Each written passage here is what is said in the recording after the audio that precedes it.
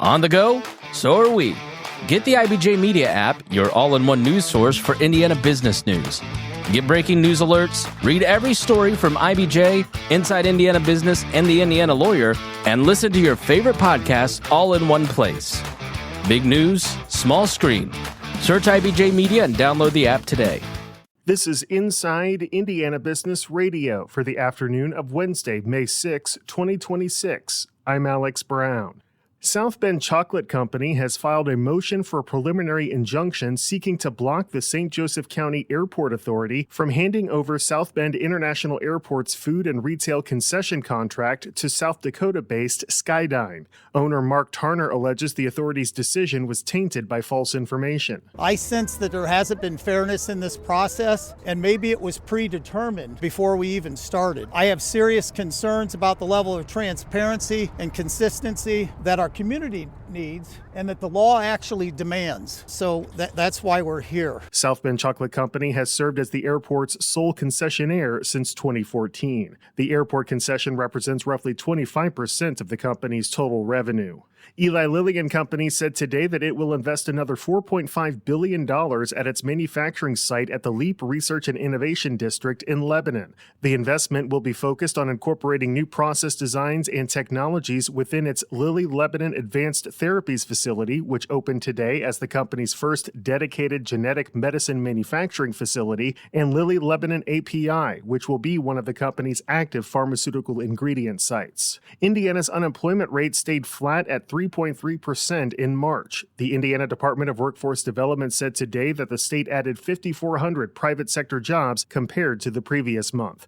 The March report was delayed due to last year's federal government shutdown. From the number one source for Indiana business news, this is Inside Indiana Business Radio. Indiana, start your engines. Join us from the Indianapolis Motor Speedway for our Emmy Award-winning Business at the Brickyard, presented by LiUNA. All month long, we'll bring you exclusive interviews, features, and a behind-the-scenes look at how the business of motorsports and racing drive the Indiana economy. Business at the Brickyard.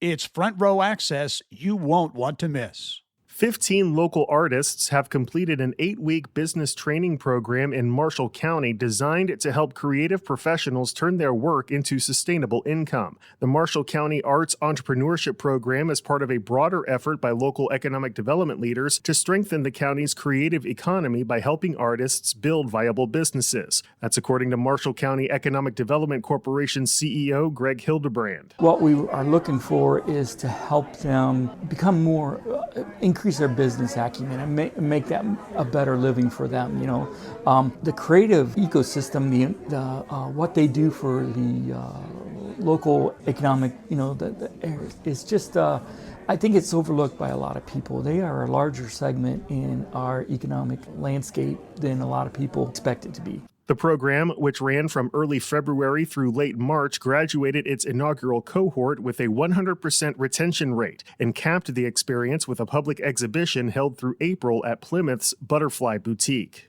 Jasper-based Kimball Electronics is reporting fiscal third quarter net income of $5.7 million, up from $3.8 million during the same period last year. The company said the results were driven by a more than 10% increase in sales from its medical division compared to the previous quarter. Kimball Electronics, which is preparing to rebrand to Kimball Solutions, is continuing to grow its medical contract manufacturing operations. During the third quarter, the company cut the ribbon on its new medical manufacturing facility in Indianapolis. How do you turn a mechanic into an athlete? That's the goal of the Aero McLaren pit crew that is now training at the team's new North American headquarters in Indianapolis.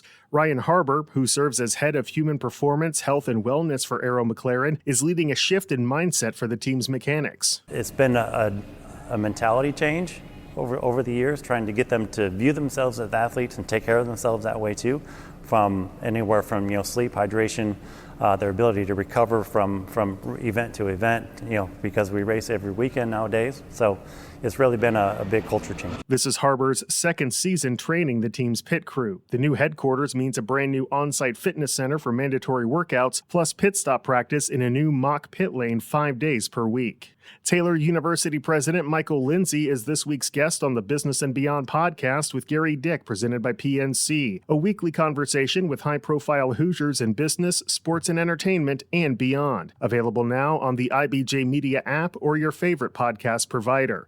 I'm Alex Brown for Inside Indiana Business Radio on Demand. Get a behind-the-scenes look at Indiana's most influential leaders. On Business and Beyond, we go beyond titles and resumes to explore the personal stories, pivotal moments, and hard-won lessons that shape Hoosier leadership.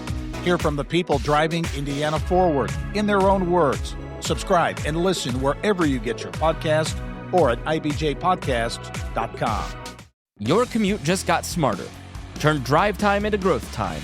The IBJ Media Podcast Network gives you front row access to leaders shaping Indiana's economy, culture, and future. No filler, just smart, relevant, local storytelling you won't get anywhere else. Find all of our shows by searching IBJ Media in your podcast app or visit ibjpodcasts.com.